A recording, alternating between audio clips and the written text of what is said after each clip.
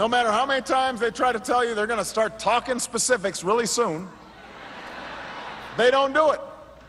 And the reason is because the math doesn't work.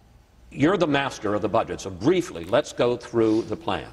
The Obama camp says, independent groups say, if you cut those tax rates for everybody 20%, it costs $5 trillion over 10 years. True? Not in the least bit true. Look, this just goes to show if you torture statistics enough, they'll confess to what you want them to confess to. That study has been so thoroughly discredited. It wasn't even a measurement of Mitt Romney, his policy. Here's what we're saying.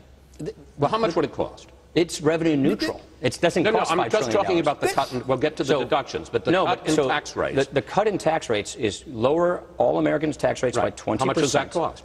It's revenue neutral. Well, it's not revenue neutral unless you take away the deductions. That's where I'm going. And we're going to get to that in a second. The first half, lowering the tax rates. How much does that cost? $5 trillion? No. Look, I won't get into a baseline argument with you. Lowering tax rates, a lot of this by broadening the tax base works, and you can. But I have to. Let me just. You haven't given me the math. No, but you. Well, I don't have the.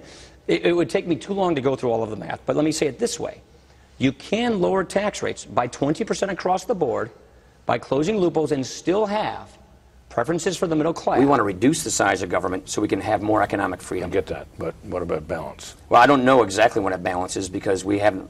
I want to get wonky on you, but we haven't run the numbers on that specific plan. Right. Now the question is not necessarily what loopholes go, but who gets them.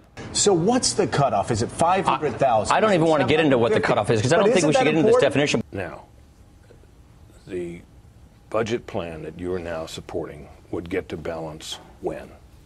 Well, there's different. The budget plan that Mitt Romney is supporting. So Mitt Romney and I, based on our experience, think the best way to do this is to show the framework, show the outlines of these plans, and then to work with Congress to do this. That's how you get things done. The other thing, isn't George, that a secret plan? We don't want to. No. What we don't want is a secret plan. But I'm not going to give you what I think is a rich person and what is not a rich person because you have to look at the fact that these are job creators. Because you don't say in the budget which one. That's right. So that's what the Ways and Means Committee is supposed to do. That's not the job of the Budget Committee. Can you broadly outline the difference between your plan and his with numbers? President Obama's plan? And yours. Sure.